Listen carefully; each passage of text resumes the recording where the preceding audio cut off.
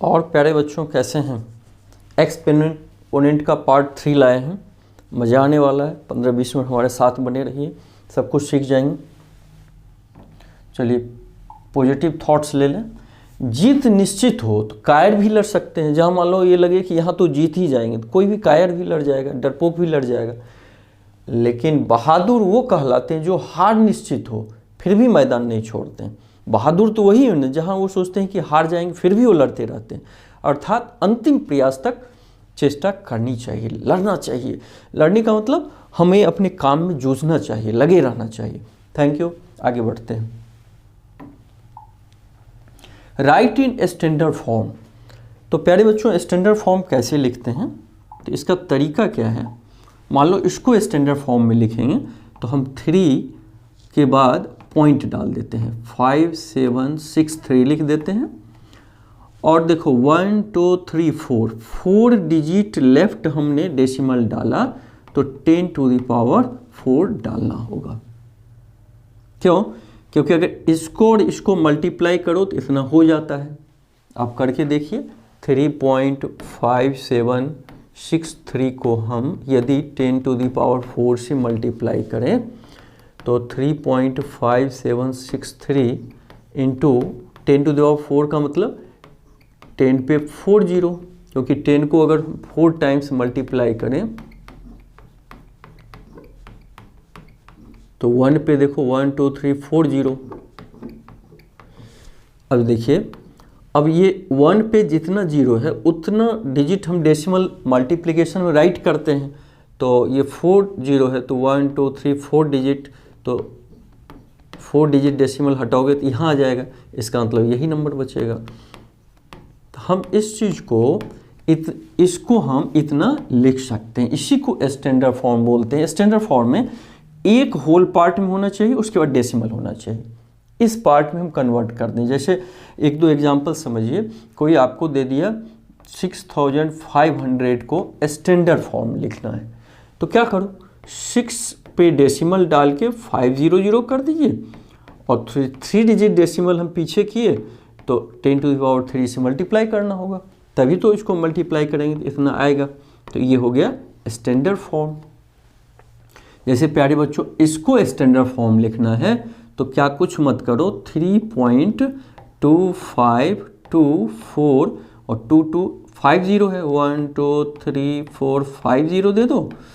अब देखिए 1 2 3 4 5 6 7 8 9 digit left आए हैं डेसिमल देने के लिए, तो 10 टू द पावर 9 दे दीजिए।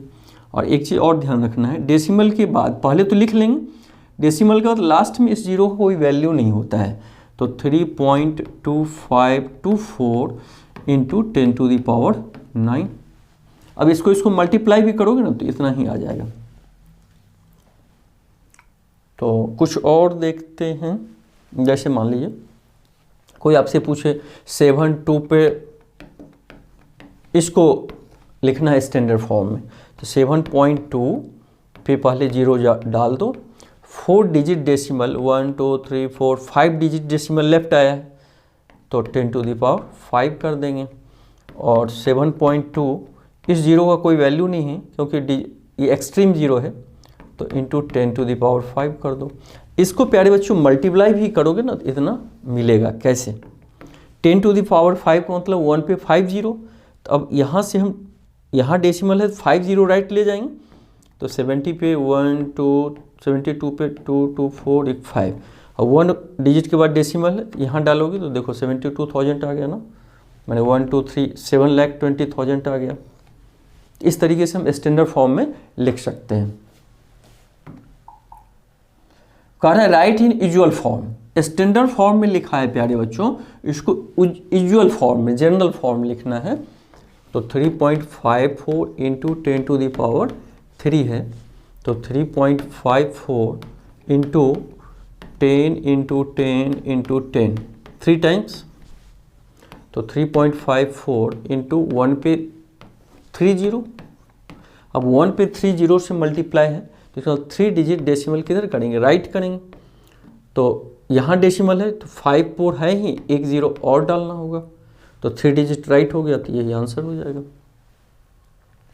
इसमें देखिए कैसे करेंगे, और 10 टू द पावर 5 का मतलब 1 पे 5 जीरो, और 1 पे 5 जीरो का मतलब डेसिमल 5 डिजिट राइट लिखेंगे, तो 2 डिजिट है तो 3 डिजिट और जीरो डालना होगा, 1 2 3, और यहाँ डेसिमल ले आएंगे तो अब डेसिमल कोई महत्व बचेगा नहीं क्योंकि उसके बाद कोई डिजिट नहीं, तो सीधे आंसर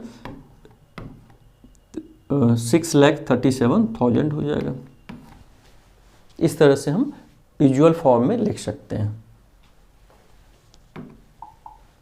राइट इन एक्सपेंडेड फॉर्म, तो ऑलरेडी हम लोग ये पढ़े हुए हैं। 6,54,000 एक्सपेंडेड फॉर्म लिखने के लिए 6 इंटू, इसके बाद देखो 1 2 3 4 5 डिजिट है तो 5 जीरो दे दो क्योंकि लाख पोजीशन पे है, फिर प्लस 5 पे 1 2 3 4 जीरो है तो 5 इंटू 1 पे 4 जीरो, प्लस 4 के आगे 3 डिजिट है यानी 1000th प्लेस पे है तो 1 पे 3 जीरो, 3 के आगे 2 डिजिट है 100 प्लेस पे है तो 3 लिख के 100 से मल्टीप्लाई, प्लस 2 लिख के 10 से और 7, ऐसे एक्सपेंडेड फॉर्म ऑलरेडी हम लोग पढ़े हैं।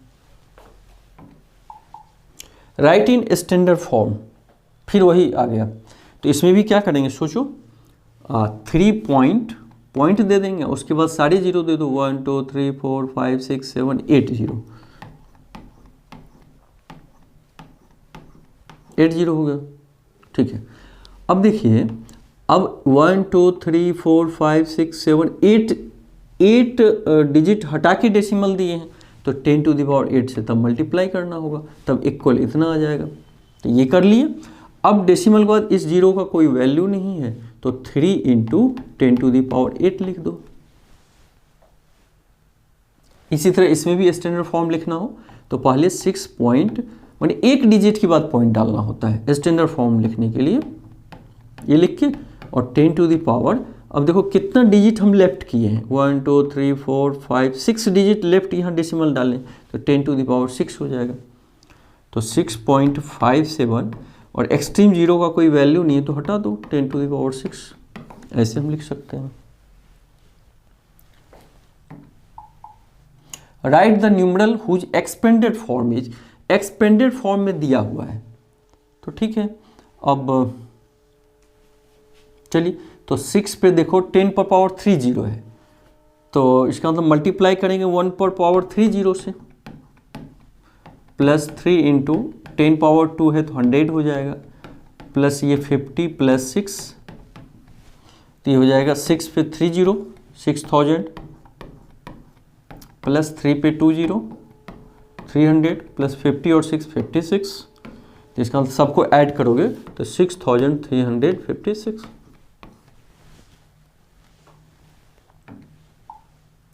अब थोड़ा सा आप लोग इसको हम कहते हैं कि इसका स्क्वायर रूट, मैंने find the square root of 196 square root बोलो या रूट अंडर बोलो कितना होगा। तो अभी देखो रूट स्क्वायर रूट कैसे निकाला जाए अभी वो चैप्टर पे नहीं आए हैं तो उसमें डिटेल से सीखेंगे। फिलहाल इतना याद रखिए कि किसको हम स्क्वायर करें कि 196 हो जाएगा, तो 14 को करेंगे। 14 को अगर स्क्वायर करें मतलब 14 स्क्वायर का मतलब 14 को 14 से मल्टीप्लाई करें तो 196 होगा, तो इसका मतलब 196 का रूट अंडर 14 होगा। अब रूट अंडर 225 में किसको हम उसी से मल्टीप्लाई करेंगे 225 आ जाए तो 15 होगा, तो 15 होगा क्योंकि देखो 15 को जब 15 से मल्टीप्लाई करेंगे प्यारे बच्चों 225 आएगा। जैसे मान लो 64 का रूट अंडर, तो 8 को 8 से यदि मल्टीप्लाई करें 64 होता है तो रूट अंडर 64 8 आंसर होगा। 25 का रूट अंडर कितना होगा सोच के बताइए, 5 होगा क्योंकि 5 को 5 से मल्टीप्लाई करेंगे 25 होगा तो रूट अंडर यही होता है। डिटेल में हम उस चैप्टर में सीखेंगे। फाइंड द वैल्यू ऑफ, इसका वैल्यू निकालना है, कैसे निकालिएगा सोचिए। चलिए 2 पर पावर -1 है तो 1 अपॉन 2 पर पावर 1 हो जाएगा, माइनस पावर को नीचे लेते हैं तो ऐसा ही होता है। 4 अपॉन 1 हो जाएगा स्क्वायर, तो 2 का पावर 1 2 ही रहेगा तो 1 अपॉन 2 -1 अपॉन 4 का पावर 2, अब 2 4 का एलसीएम ले लीजिए, 4 हो जाएगा। 4 में 2 से डिवाइड करेंगे 2, 2 1 जा 2, माइनस 4 में 4 से डिवाइड करेंगे 1, 1 1 जा 1, तो 1/4 इसका स्क्वायर, तो 1/4 का स्क्वायर मतलब 1/4 इंटू 1/4, तो 1/16। चलिए आगे देखते हैं, इसमें क्या करेंगे प्यारे बच्चों।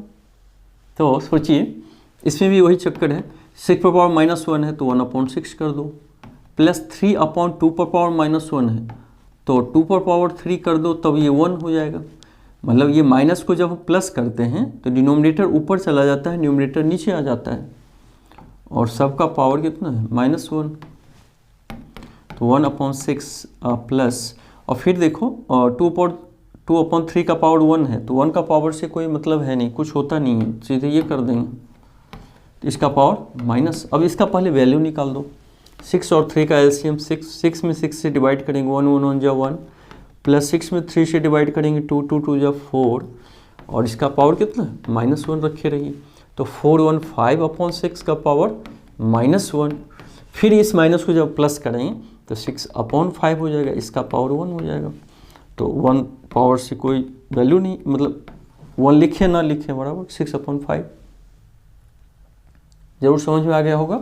6 पावर -1 है तो 1 अपॉन कर दिए, 3/2 का माइनस पावर था तो 2 को ऊपर ले गए, 3 को नीचे आए तो ये माइनस पावर प्लस हो गया, और सबका पावर -1 है, इसी को फिर आगे करते गए। लास्ट में ये आया, इसका पावर माइनस में था, तो माइनस को जब पॉजिटिव पावर करेंगे तो डिनोमिनेटर ऊपर जाएगा, ये ऊपर से नीचे आ जाएगा। सोचिए इसको कैसे लगाओगे, थोड़ा सा दिमाग लगाइए। देखिए प्यारे बच्चों 1/3 है, हम लोग क्या करें कि बेस अगर इक्वल हो जाएगा तो पावर जुड़ जाएगा, तो ये अभी क्या है, इसको हम लिख सकते हैं 1/3 स्क्वायर, 1 का भी स्क्वायर 1 ही होगा, 3 का स्क्वायर 3 ही होगा, और 3/5, तो 3 स्क्वायर अगर नीचे है 1 अपॉन में तो 3 पर पावर -2 होगा। जैसे मान लीजिए 3 पर पावर कहीं -5 लिखा रहे तो आप लिख सकते हो 1/3 पर पावर 5 लिखते हैं ना। तो इसी को इस रूप में लिखने के लिए हम, ये प्लस है तो ऊपर माइनस होगा, या नीचे माइनस है तो ऊपर प्लस हो जाएगा, इंटू 3 पर पावर 5। अब दोनों का बेस इक्वल है, पावर क्या होगा, जुड़ जाएगा, तो 3 का पावर 5 पॉजिटिव है, 2 निगेटिव चला जाएगा, 3 का पावर 3। यही आंसर। बच्चे मज़ा आ रहा है आपको?